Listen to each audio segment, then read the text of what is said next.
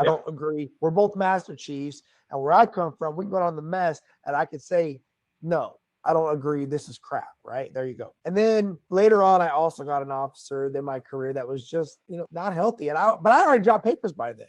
So I saw that as well. So I don't blame you for any of the ways you're feeling. I think you're 100% valid.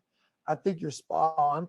And like you, I tell people that ask me, because I still talk to plenty of folks, is if it still works for you and your family because the choice of duty location, because you want to stay, because that's where you want to live, that's great, right?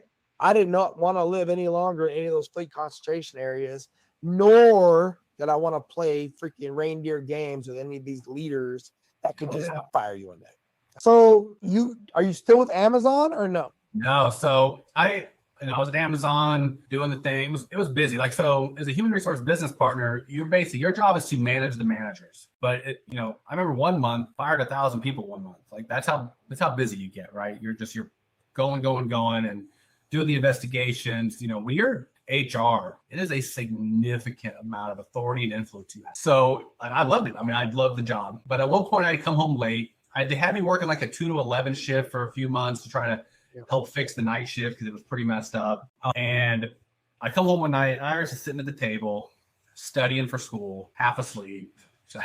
I mean, she's raising the boys. At this point, she is school all day, raising the boys in the evening, dinner, all that stuff, and studying until midnight, getting up at 4 to study because she's just killing herself. And I was getting a little frustrated at work because, it doesn't matter whether it's, private or military, the staffing is never what it needs to be because the company wants to save money. It's the same thing in the military and in the private sector. Right. So we were short-staffed by about 3 people in my position, and the HR manager had left. So it was a grind. Didn't mind the grind, but I'm like looking at my wife who's just doing everything. And I was like, why am I doing that? I mean, so my 10-year-old son is autistic, right? So I have this overwhelming anxiety and fear of what happened when I'm gone. So I'm like, how much money can I make to make sure he never has to work if he can't work? Think it's all going to be okay, but you just don't know, right? Yeah. So I mean, stocks and buying. All I'm doing is investing. So I want to make sure my son's okay. But then I'm like, okay, I'm investing my time to make money,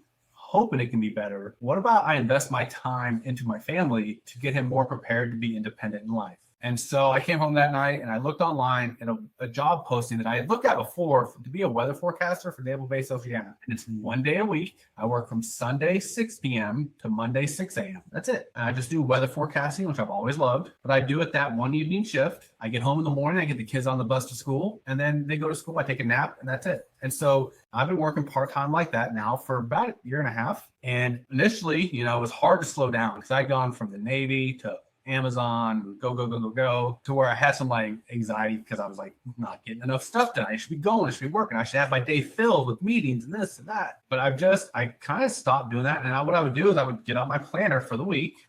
And instead of writing 10 things a day to do, I write 1 thing a day that I have to get done. And I invest my time